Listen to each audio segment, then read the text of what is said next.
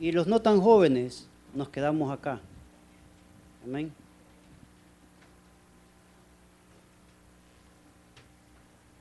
Los jóvenes pueden pasar a su clase. Hermanos, esta noche, como cada viernes que está su servidor, pueden tomar asiento por un momento, disculpen hermanos. Vamos a tocar un tema muy importante para el pueblo adulto. Y al escuchar las alabanzas, al escuchar esos coros, el Espíritu Santo, Dios me hablaba a mi corazón, porque precisamente lo que decían esas alabanzas es lo que hoy vamos a hablar. Enciende una luz, predicar el Evangelio y buscar la voluntad de Dios. El tema de esta noche le hemos titulado Cuando nos oponemos a la voluntad de Dios. Cuando nos oponemos a la voluntad de Dios. Hermano, cuando no seguimos la voluntad de Dios o cuando nos oponemos a la voluntad de Dios, el cristiano se mete en problemas. Vienen muchas dificultades, vienen muchas angustias. Pero para ir avanzando con el tiempo, le pediría de favor que busquen su Biblia en el libro de Jonás, en el capítulo 1, en el versículo del 1 al 3. Libro de Jonás, de los profetas menores, Oseas, Joel, Amós, Abdías, Jonás.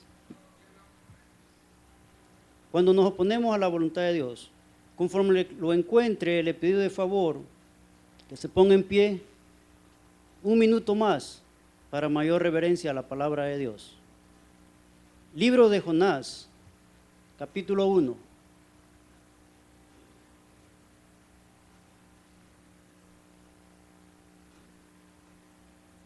Libro de Jonás de los profetas menores, como dijimos anteriormente. Si se va Daniel, le da Daniel, Oseas, Joel, Amós y trae Jonás. ¿Lo tenemos, iglesia? Libro de Jonás, capítulo 1, versículos del 1 al 3. Leemos la palabra de Dios en nombre del Padre, del Hijo y del Espíritu Santo. Y dice así: Vino palabra de Jehová a Jonás, hijo de Amitai, diciendo: Levántate y ve a Nínive, aquella gran ciudad, y pregona contra ella, porque ha subido su maldad delante de mí. Y Jonás se levantó para huir de la presencia de Jehová a Tarsis, y descendió a Jope y halló una nave que partía para Tarsis. Y pagando su pasaje, entró en ella para irse con ellos a Tarsis. ¿Cómo dice? Lejos de la presencia de Jehová. Oramos. Padre bendito celestial, te pedimos esta noche, Señor, que hables a nuestros corazones, a nuestras mentes, Señor.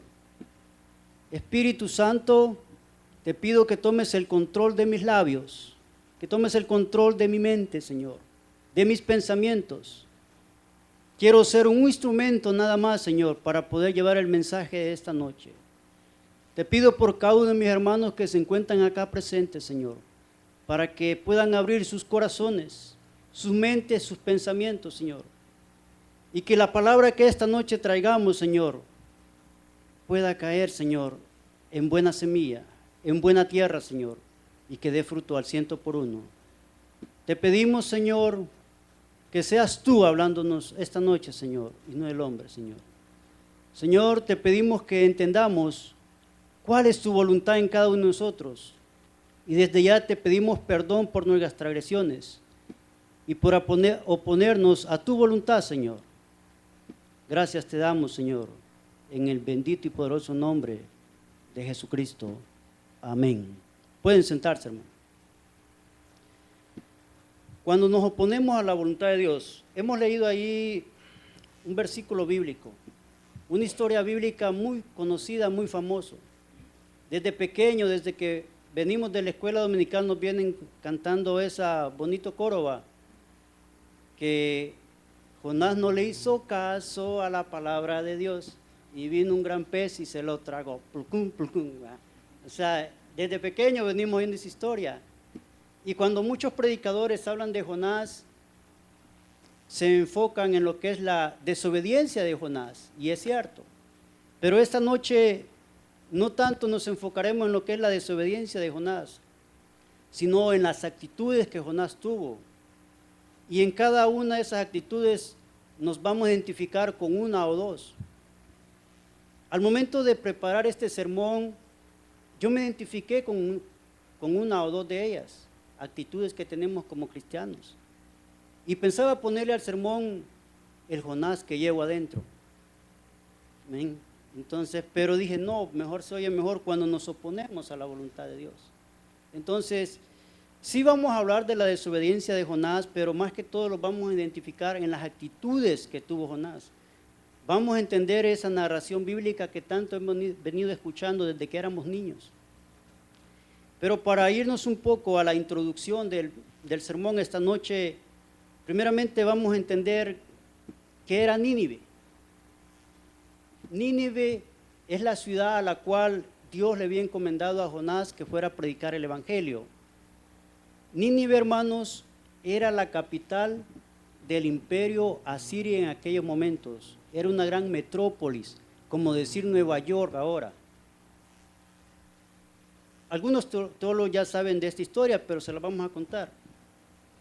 El pueblo de Jehová vivió bajo el yugo, bajo la presión de tres imperios: el imperio medo-persa o los persas, el imperio asirio y los romanos.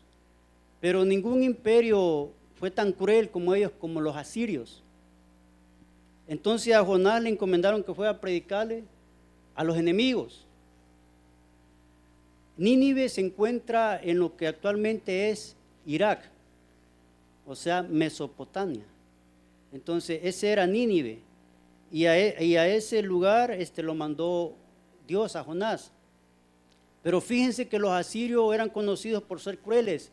Y el profeta Nahum habla de ellos que eran malvados, que era una ciudad desoladora.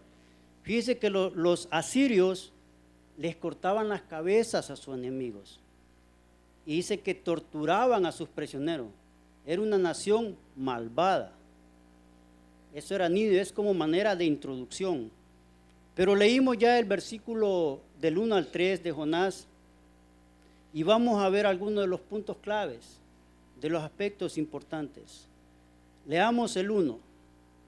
Vino palabra de Jehová a Jonás, hijo de Amitai, diciendo: levántate y ve a Nínive, aquella gran ciudad, pregona contra ella, porque ha subido su maldad delante de mí.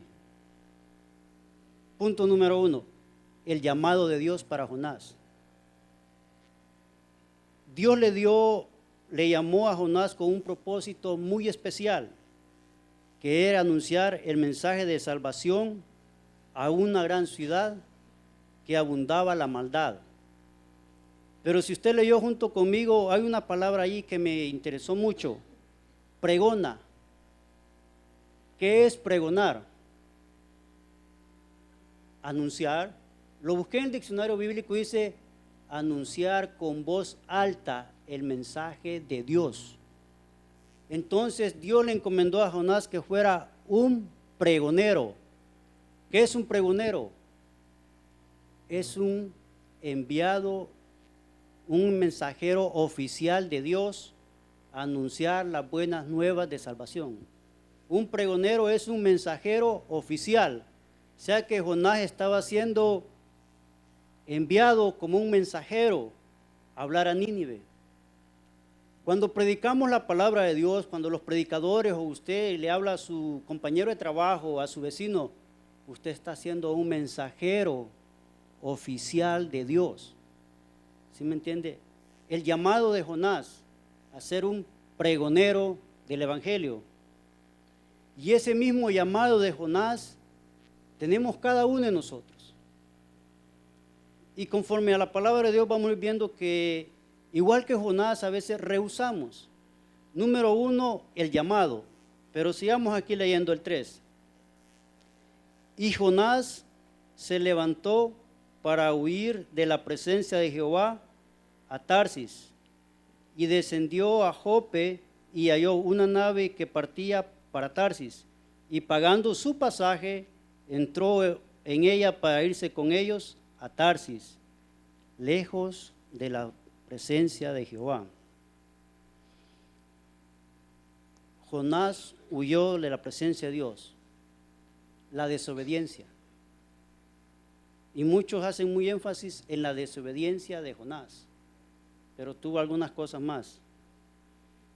Dios le había encomendado a Jonás que fuera a Nínive, pero Jonás huyó de la presencia de Dios y se opuso a la voluntad de Dios. Estuvo en contra de los propósitos de Dios. Porque le hemos titulado, cuando nos oponemos a la voluntad de Dios. Dios le dice a Jonás, ve a Nínive, pero él no dice, voy a Tarsis. Se estaba oponiendo a la voluntad de Dios. La voluntad de Dios es que fuera a Nínive y no a Tarsis. Y fíjese que lastimosamente no les pude traer el mapa, pero si vemos Nínive, hermano, estaba muy al oeste, al oriente, y Tarsis muy al este. Tarsis es lo que hoy se llama como el sur de España, y Nínive está en Irak. Imagínense las distancias tan distantes que tomó Jonás, oponiéndose a la voluntad de Dios. Aplicación esta noche. Cuando no hacemos la voluntad de Dios, cuando tomamos decisiones en contra de la voluntad de Dios, entramos en una completa desobediencia. Y eso nos pasa a todos, hermano. Cuando Dios nos dice, las cosas son así, pero usted dice, no, las hago como yo pienso, yo creo. Estamos en completa desobediencia. Imagine la gran, para ubicarlo mentalmente, geográficamente, una ilustración. Le dice Dios a usted, oye, ve a predicar a Riverside, a todos los inconversos que están ahí. Y viene usted, baja a Santa Mónica, agarra una barca y se va para las Islas Catalinas o a Hawái. ¿Sí me entiende la distancia de una con otra? Se estaba oponiendo a la voluntad de Dios. Le dijo, ve a Nínive, no vayas a Tarsis. Pero él dijo, no, me voy para Tarsis. Entonces, muy importante, cuando tomamos decisiones en contra de la voluntad de Dios, estamos entrando en una completa desobediencia. Siguiente punto, la disposición o disponibilidad. Leamos el 4. Pero Jehová hizo levantar un gran viento en el mar. Estamos juntos en Jonás 1:4. Pero Jehová hizo levantar un gran viento en el mar, y hubo en el mar una tempestad tan grande que se pensó que se partiría la nave, y los marineros tuvieron miedo y cada uno clamaba a su Dios, y echaron al mar los enseres que había en la nave para descargarla de ellos. Pero Jonás había bajado al interior de la nave y se había echado a dormir.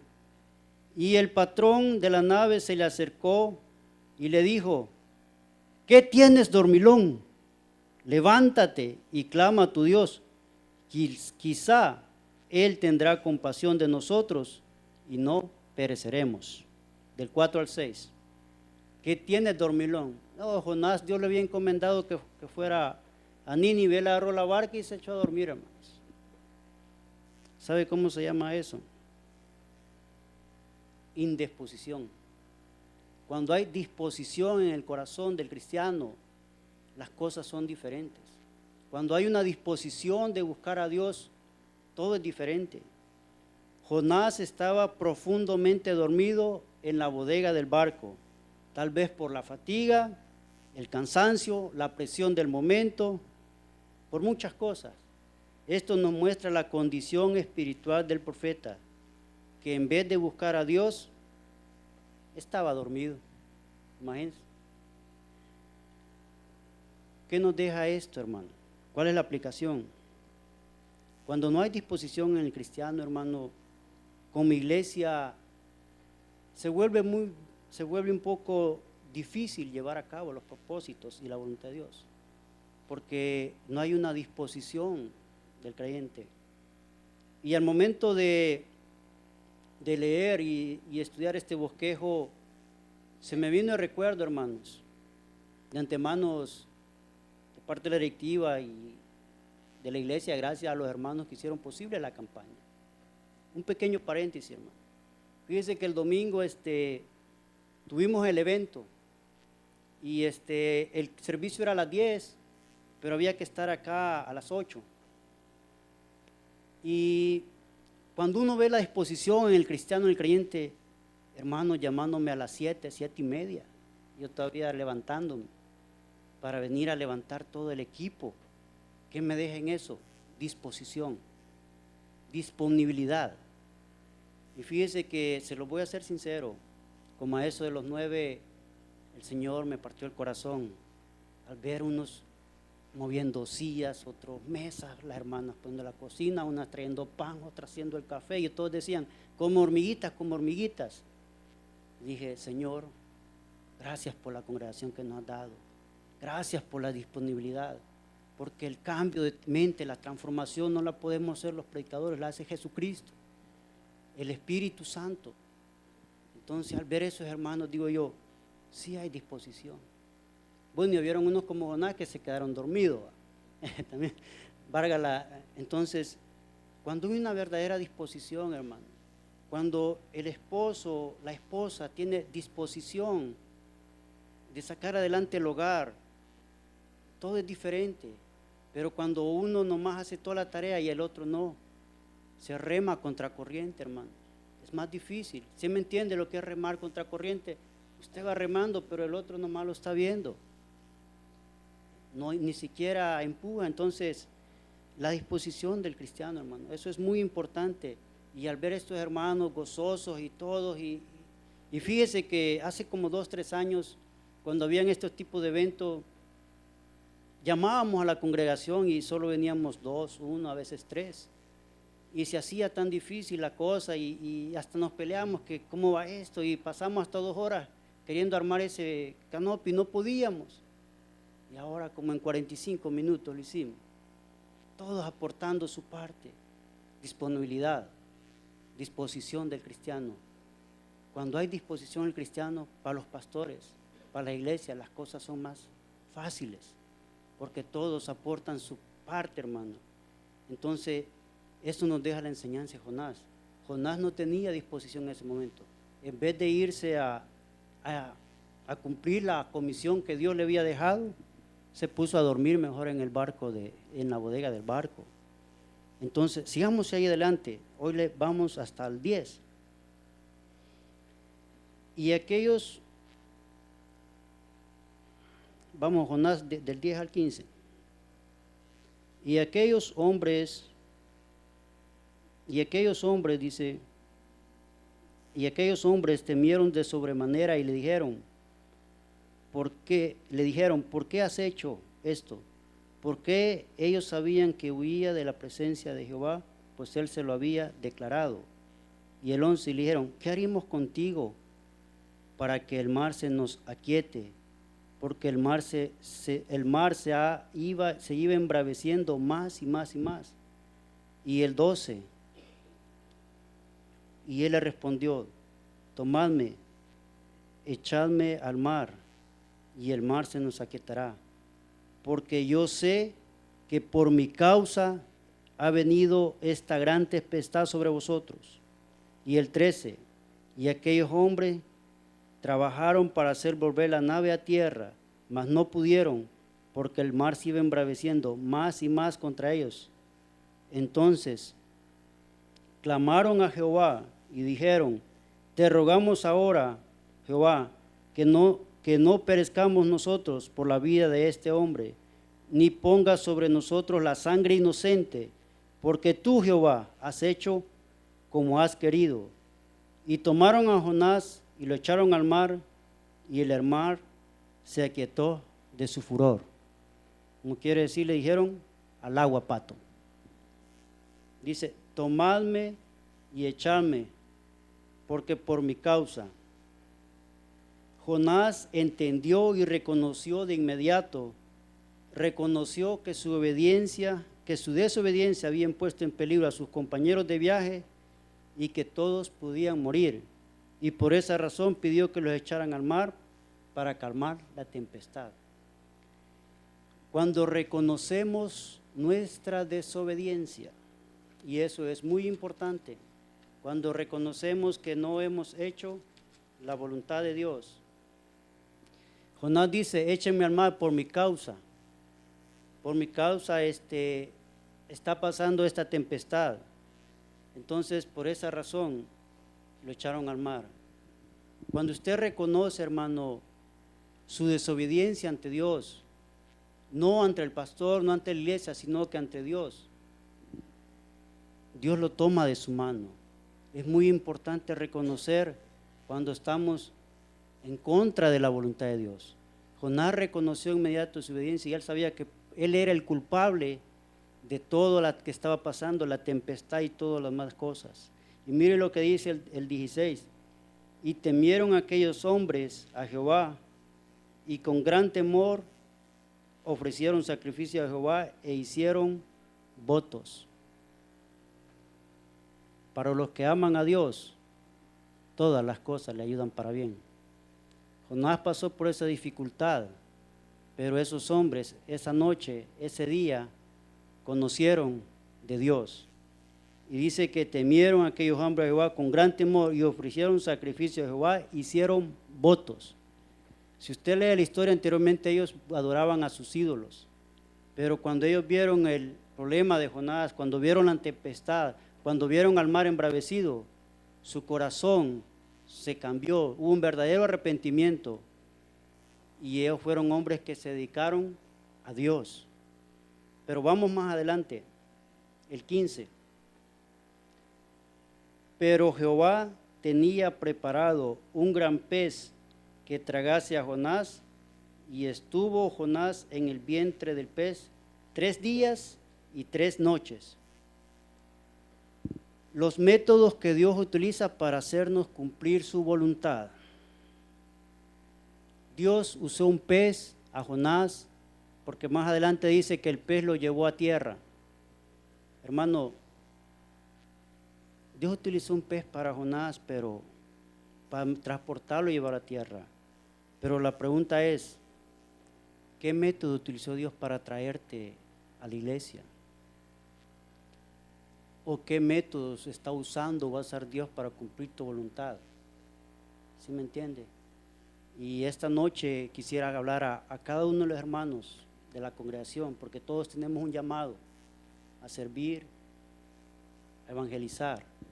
Pero esta noche quisiera llamar a aquellos hombres de Dios que hace tiempo sintieron el llamado o fueron llamados por Dios a predicar el evangelio, a ser maestros, evangelistas, y no lo están haciendo o lo han dejado de hacer. Hermano, el llamado ahí está, igual que Jonás. Pero yo no sé qué método va a utilizar Dios para que tú hagas cumplir la voluntad de Dios y tú tomes el llamado que Dios te usa. Puede ser finanzas, puede ser tu familia, un problema legal, no sé, solo Dios lo sabe, pero Dios usa instrumentos, cosas impredecibles para hacer cumplir su voluntad. Dios utiliza métodos, hermanos, que a veces no entendemos. Anteriormente les he comentado que nací en un hogar cristiano, crecí en un departamento de jóvenes, fui llamado al diaconado a los 28 años en mi iglesia, pero al llegar a este país, ¿qué? Como dijo el pastor, le traigo alusión a lo que dijo el pastor López. El hijo que traiga a sus hijos a la iglesia no garantiza nada, porque conforme ellos tengan una relación íntima con Dios, las cosas van a ser diferentes. Pero cuando llego a este país me olvido de todo lo que había sido allá. y pasan una serie de cosas como problemas legales en corte para andar peleando en la calle, un golpe, 16 puntadas en la cabeza, estrello 2 carros. Pero lo más duro de eso fue que se murió mi padre, ¿verdad? Y una de las promesas que yo le he dicho a él, en 3 años yo vengo y lo vuelvo a ver. Y él me dijo, hijo, en 3 años ya me he muerto. Y lo más duro, hermano, es que se muera un ser querido, especial de usted y usted no pueda verlo.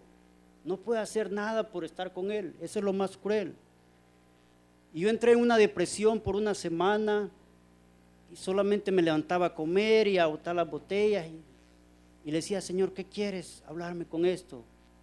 Y un día domingo, que ya final de la semana esa, me habla un hermano de otra iglesia y me dice, te invito a la iglesia. Le dije, ¿sabes qué? Sí quisiera ir, pero no puedo porque estoy entonado, dicen los de México. Estoy medio ebrio. Y me dijo él, no importa, me dijo, así ve, no, le digo. Bueno, para no hacer la larga, llegó a mi casa, me subió una van blanca y me llevó a su iglesia. Cuando yo llego a la iglesia y comienzo a oír aquellas alabanzas, aquellos coritos que yo escuché hace 5 o 6 años en mi iglesia, me comienzo a llorar y a derramar mi corazón. Y todos me volteaban a ver que por qué lloraba tanto. Y mi amigo pensaba que tenía algún problema y todo eso. Y yo lloraba y lloraba cuando escuchaba las alabanzas. Y me acordaba cuando estaba sirviendo en mi iglesia y qué es lo que estaba predicando. Decía, Señor, ¿qué quieres hablar con esto? Y como Jonás, a los 3 meses llega el siervo de Dios y dice, hermano, préstenos el apartamento para abrir una obra, una casa de oración con el objetivo de abrir una misión. Yo le digo, no hay problema, somos familia, puedo usar la sala para lo que quiera, pero nomás una condición, no me comprometa para nada. No quiero compromisos. Usted puede hacer lo que quiera ahí, pero no quiero compromisos. Igual que Jonás estaba rezando. Y Dios tuvo que usar muchas cosas para poder yo entender la voluntad de Dios que tenía conmigo. Y después, later on, dicen, de 5 años, al momento de preparar este mensaje, le digo, Señor, gracias porque me hiciste entender tu voluntad a tiempo. ¿Qué hubiera pasado si hubiera pasado un accidente y hubiera muerto? Nunca hubiera tenido. Eso mismo quiero decirte, hermano. Yo no sé qué método Dios va a usar, pero que vas a hacer su voluntad, la vas a hacer. Para los que un día dijeron, Señor, voy a predicar tu evangelio, y no lo han hecho, es el momento de decir, Señor, heme aquí. Para los que un día dijeron, voy a ser maestro, voy a hacer esto, y lo han dejado de hacer, este es el momento. Yo no sé el método que Dios está usando para traerte. Eso es muy importante, hermano. Pero sigamos adelante ahí porque el tiempo se nos va. Capítulo 2 de Jonás.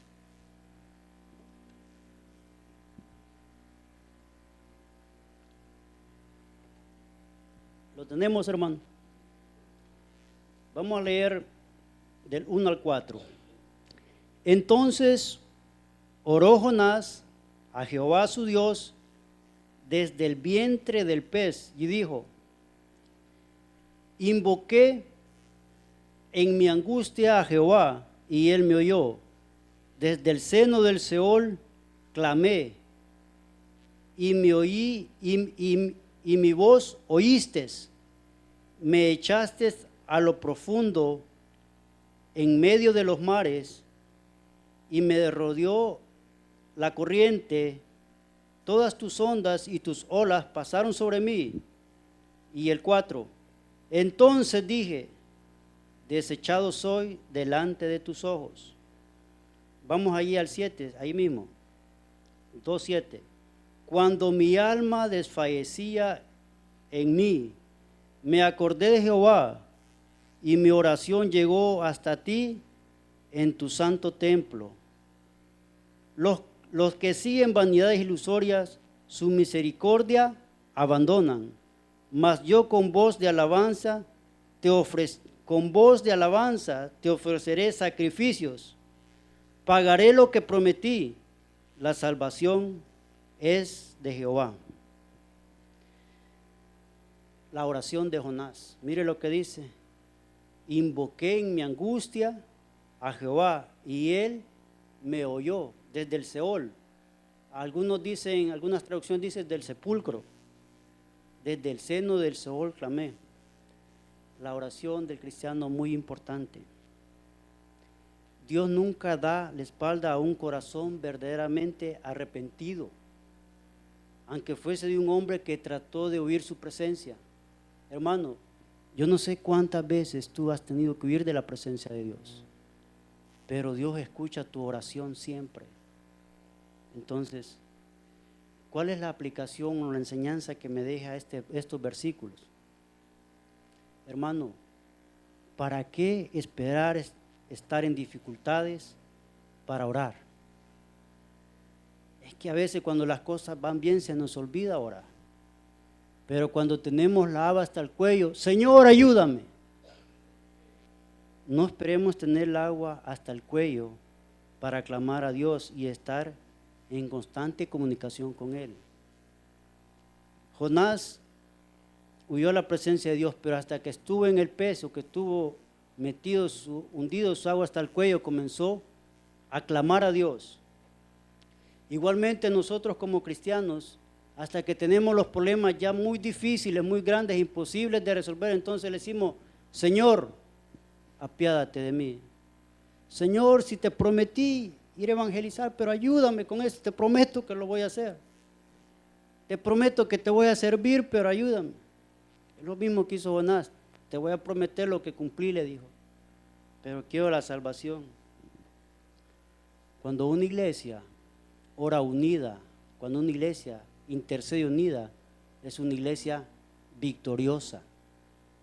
¿Sí me entiende?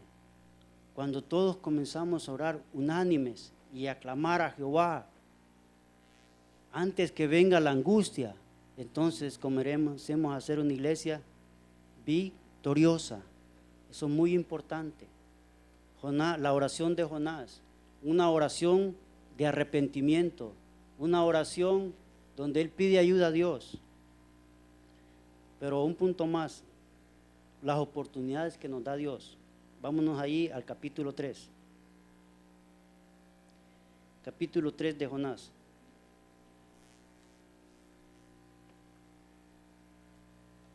¿Cómo dice la palabra de Dios, hermanos?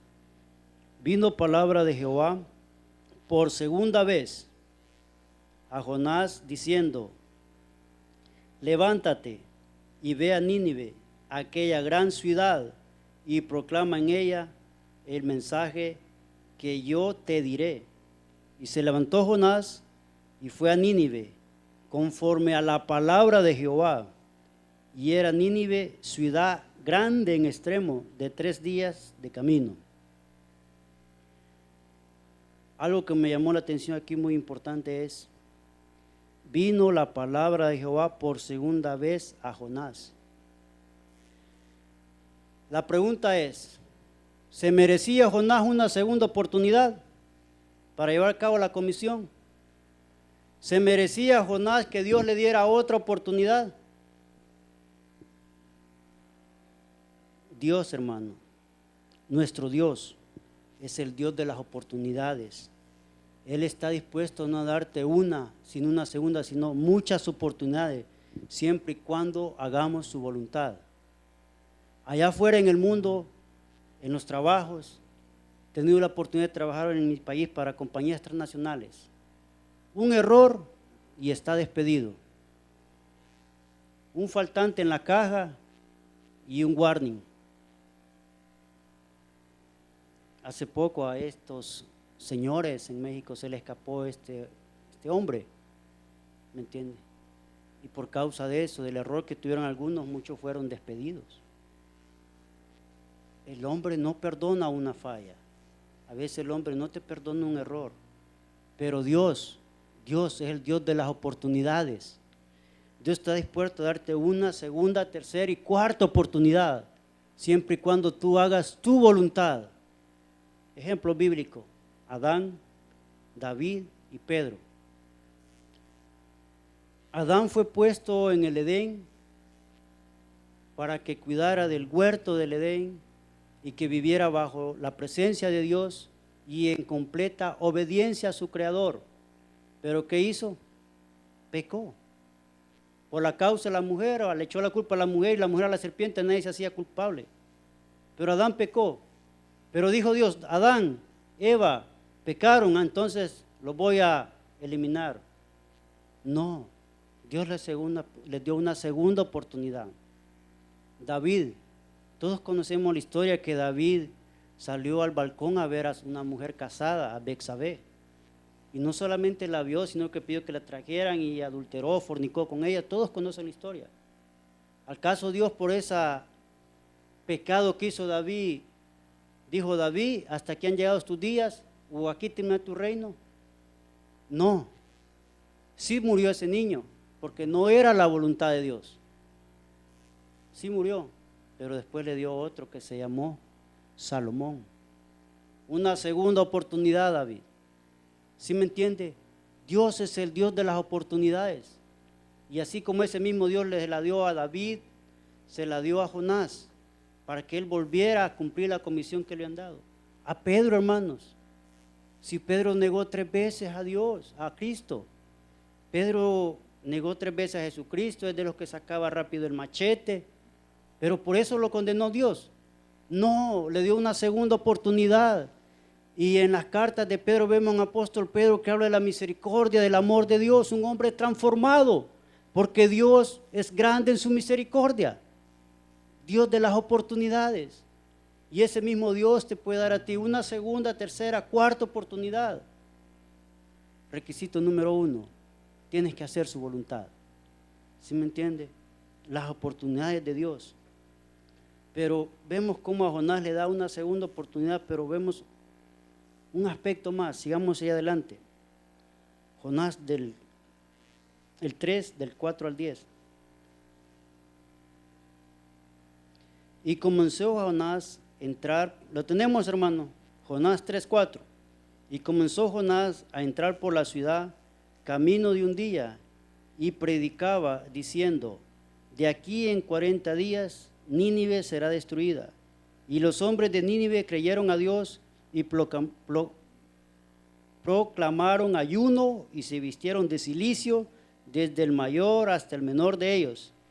Y llegó la noticia al rey de Nínive, y se levantó de su silla, se despojó de su vestido y se cubrió de cilicio, y se sentó sobre ceniza, e hizo proclamar y anunciar en Nínive, por mandato del rey y de sus grandes, diciendo, hombres y animales, bueyes y ovejas, no gusten otra cosa alguna, no se les dé alimento ni beban agua, sino cúbranse de cilicio, hombres y animales, y clamen a Dios fuertemente, y conviértase cada uno en su mal camino, de la rapiña que hay en sus manos. ¿Quién sabe si volverá y se arrepentirá Dios, y se apartará de su ira, y no pereceremos? Y vio Dios lo que hicieron, que se convirtieron de su mal camino, se arrepintieron del mal que había dicho que les haría, y no lo hizo. La misericordia de Dios es grande. Hablamos que Nínive era la capital del imperio asirio. Los asirios eran malvados, crueles, le volaban la cabeza a sus enemigos, torturaban a los adversarios, pero por eso no merecían una oportunidad de Dios. La misericordia de Dios es tan grande que alcanza a buenos y malos, hermano. ¿Sí me entiende? Entonces, en repetidas ocasiones vemos como la Escritura, que Dios no quiere traer calamidad, Dios no quiere traer juicio. Dios es un Dios verdaderamente misericordioso, porque grandes son sus maravillas y sus obras. Sodoma y Gomorra le dijo, si hallare 10 justos, no la destruiré. Dios no quería destruir Sodoma, hermano. Dios misericordioso, nos quería darle la oportunidad, pero no halló 10. 5, tampoco. Solo 1, Lot. ¿Sí me entiende? Dios, antes de dar un juicio, de condenar, Dios quiere darte su mano. Dios quiere poner en práctica su misericordia. El hombre no. El hombre lo condena a uno en la primera. El hombre te señala en la primera. No, Dios es un Dios amoroso. Antes de dar un juicio, Él muestra su mano, su misericordia. Entonces eso es muy importante. Pero mire otro punto más que hizo Jonás. Leamos el 4:1, del 1 al 4. Lo tenemos. Jonás 4. Pero Jonás se apesadumbró en extremo y se enojó. Y oró a Jehová y dijo: ahora, oh Jehová, ¿no es esto lo que yo decía estando aún en mi tierra? Por eso me apresuré a huir a Tarsis, porque sabía que tú eres Dios clemente y piadoso, tardo en enojarte y grande en tu misericordia, y que te arrepientes del mal. Ahora pues, oh Jehová, te ruego que me quites la vida, porque mejor me es la muerte que la vida. ¿Sabe qué es lo que había ahí en Jonás? Egoísmo, odio. Los asirios, hermanos, habían hecho muchas cosas malvadas al pueblo de Israel. Los asirios habían invadido muchas veces Israel y matado personas, niños y todo. Entonces en el pueblo de Israel los odiaba. Y Jonás, como un israelita, había dentro de él odio, egoísmo. No quería que los asirios se salvaran. Jonás dentro quería que los asirios se murieran, que Dios los condenara. La sensibilidad por las almas perdidas.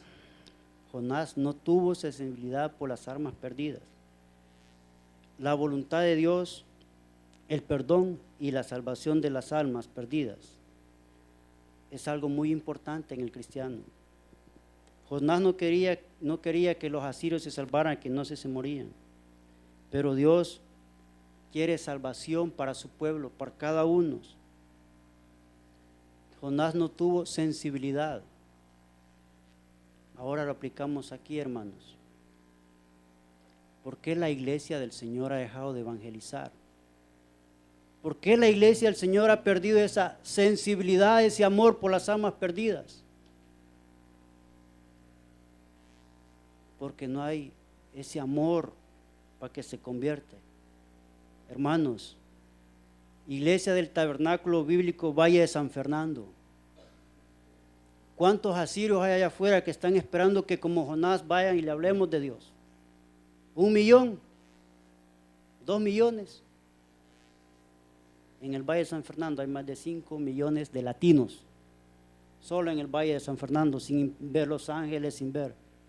Hermano, allá afuera hay asirios, pero muchos de nosotros preferimos que se mueran sin Dios y sin esperanza, que sean condenados, porque la iglesia del Señor ha perdido la sensibilidad por las almas perdidas.